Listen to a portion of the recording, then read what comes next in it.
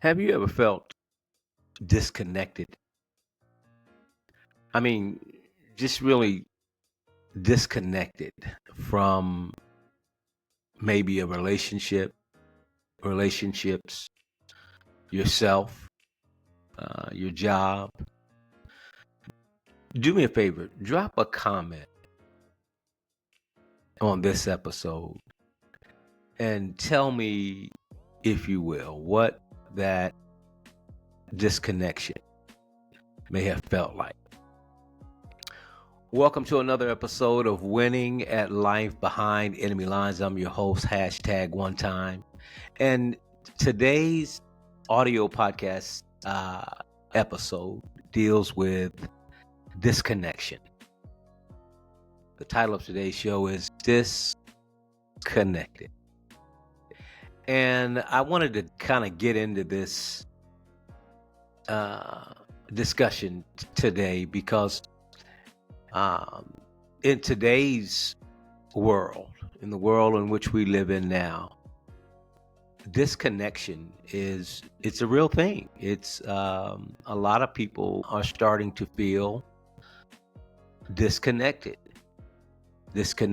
from maybe their political views and stances and relationships, their community, their kid, you name it. People are behind enemy lines, and they are beginning to feel and starting to feel disconnected. You know the saying today, when life be lifing, it's very easy to feel disconnected. But on the show today, I want to explore how we get disconnected, the trauma we experience when we're not connected, and most importantly, how to reconnect. I very often talk about the divine order of what I believe is the divine order of relationships. You got to have a connection with God. You got to have a connection with yourself. You must have a connection with your family. But oftentimes behind enemy lines, we feel disconnected. I can't even imagine being behind enemy lines in war and you lose connection. You're behind enemy lines and you're running out of ammunition, or you've already run out of ammunition and you feel disconnected. There's no communication. Your radio no longer works. You can't transmit a message, or you can't get a signal to transmit a message in order to give the coordinates, the grid coordinates, where you are, where you need cover, where you need help, where you need protection behind enemy lines. That's one way we can look at being disconnected. And it looks different. It feels different for different people. But if example, if you've ever gone to a gathering with people that you know, friends that you have, or maybe even with your family members, and you feel like you're invisible. The relationships, the hellos, the conversations are quite cold. And you begin to feel disconnected in that moment. But I'll be totally honest with you, as I always try to be.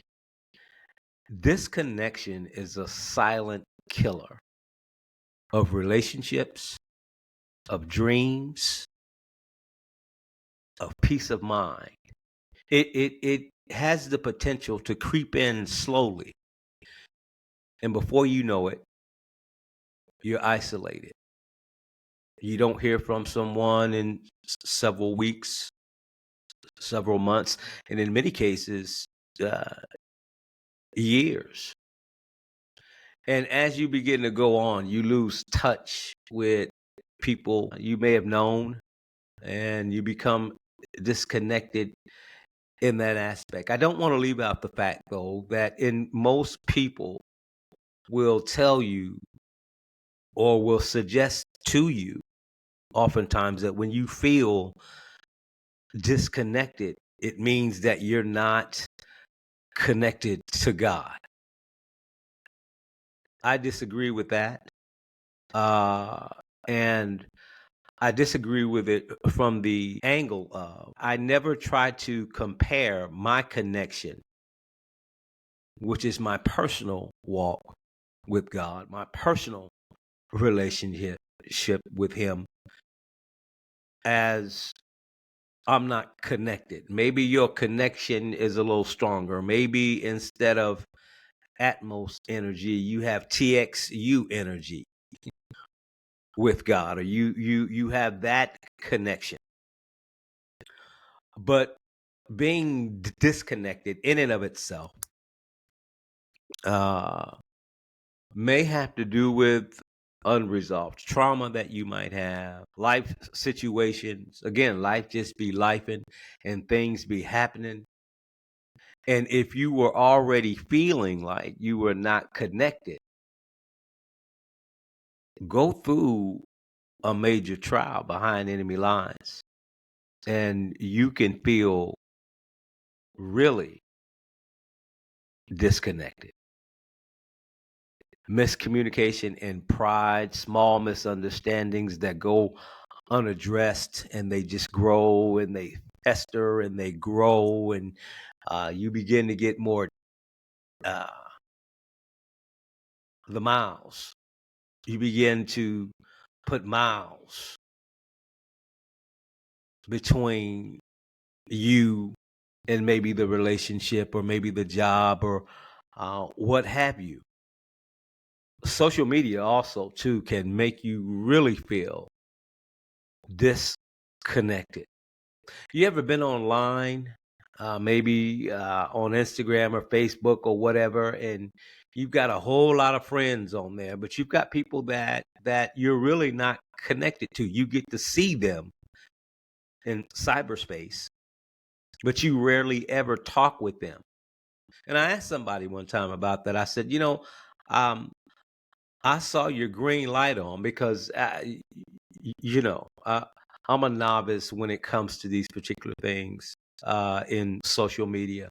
I said, if your light's on, that means that you're on, right? You're uh, because I can see you having conversation with others within the thread, and I'm also making comments in the thread, but neither one of us have anything to say to each other. Now, I do know that your light can be on social media depending upon the platform that you're on, and it doesn't necessarily mean you're on that particular platform. By and large, though, as I added up, if I see you making comments to another individual and I'm on there and we don't speak, then it would lead one to believe that they're either being ignored or there's simply no more connection. Oftentimes, though, people are having two issues in their personal life where they just really withdraw. Um, I'm not I used to be somewhat out in the community, meeting people. Most of the people I met when I moved here, I no longer have a connection with, and I have been here over 30 to 35 years. I was in a home at one time for 8 to 10 years. I didn't have a visitor. that can make you feel disconnected. But what I know about electricity, in order to have a connection, you need an A and a B, a male and a female, so to speak, in electrical terms. If they're not connected,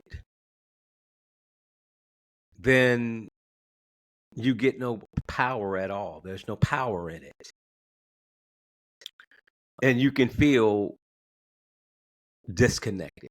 But there are a couple ways, even when you're behind enemy lines and you lose communication. That's a scary point. And you lose communication behind enemy lines. There's a few ways that you can reconnect. And being reconnected takes effort on what you're disconnected from. It takes an all-out effort to try and reconnect. It's not as simple oftentimes as just taking the male plug and the female plug and putting them together. There are sometimes some other elements of getting reconnected. I believe that you have to acknowledge that you are disconnected. Recognize when you are not connected. Recognize it for what it's worth. And decide either you're going to play your part and plug in and get reconnected, or you're going to move on. You've got to recognize that. You've got to apologize and forgive. If miscommunication or pride played a role in it, be willing to make amends. But it takes two individuals, the male and the female, from a electrical standpoint of view, the A and the B. But sometimes there's a ground wire. I was installing a ceiling fan once, and I hoisted it up and I got it all ready to go. I wired it. I put the green with the green and the red with the red, and I thought I followed all of the instructions. But deep down in the thread, there was a white wire and a black wire. And after I hooked everything back up into the ceiling fan, I went and flipped a switch, and it didn't come on. And I'm like, wow, what's happening with that? I did not connect the ground wire. And in relationships, there's got to be grounds, a ground wire that makes even the positive and the negative go in order to have the connection. And when you reconnect, it's very important that you keep the connection in order to keep the relationship going. Because y'all, I'm here to tell you, when life starts beating on you behind enemy lines and you feel disconnected, it can almost seem like you're about to lose the battle. It can almost seem like the end is near. You've run out of road. You run out of highway because you're not connected. I would like to be reconnected to many things. But in the divine order of relationships, as I believe them, having a relationship with God, a relationship with yourself, a relationship with members of your family, I believe that people are either going to connect or reconnect and stay connected, and they're going to be rooted and grounded in that, or people are going to walk and go their own way, but you cannot be disconnected all by yourself for long periods of time. You need a connection. You need connection. And it's important to recognize and realize that and discover what you need to do in order to get reconnected. One, because it's healthy. It's psychologically healthy. It's heart healthy. To be connected and have a relationship and have right relationships. I used to listen to the senior pastor, Jeffrey A. Johnson Sr. of Eastern Star Church in Indiana. Great pastor. And he tells a story, and I'm not going to tell it just right, but I want to give him the credit for mentioning this story, this personal story he gave years ago. He was in a situation where he was having a revival or a meeting of some sorts with church leaders, church members. And he was at home and he got ready to leave. And he walked in his garage, got in his car, and started up the car. And the garage door would not come up. He was frustrated because he was running out of time. He was going to be late for that meeting. So he goes in the house and he gets on the phone and calls the garage door repairman, one apparently that he knew. And he explained, hey, I went out in my garage, I got my car started up, I hit the opener, and the garage door did not open. And so the garage door repairman said, I'm on a call, I'm not able to get there. And Pastor Johnson explained, hey, I'm running late for a meeting. I've got to be there. I need to be on time. So the garage door repairman asked him, said, go back out in your garage and hit your remote again. He hit it. He's on the phone with him. He hit it. The garage door did not open. He says, well, go stand by where the opening is and look and see, because everybody who knows how a garage door works, there are two sensors on each end. And if they are not aligned, the garage door would not open. He says, how would I be able to tell that? He says, yeah, you're right, because if they aren't lined up, again, the garage door is not going to open. Long story short.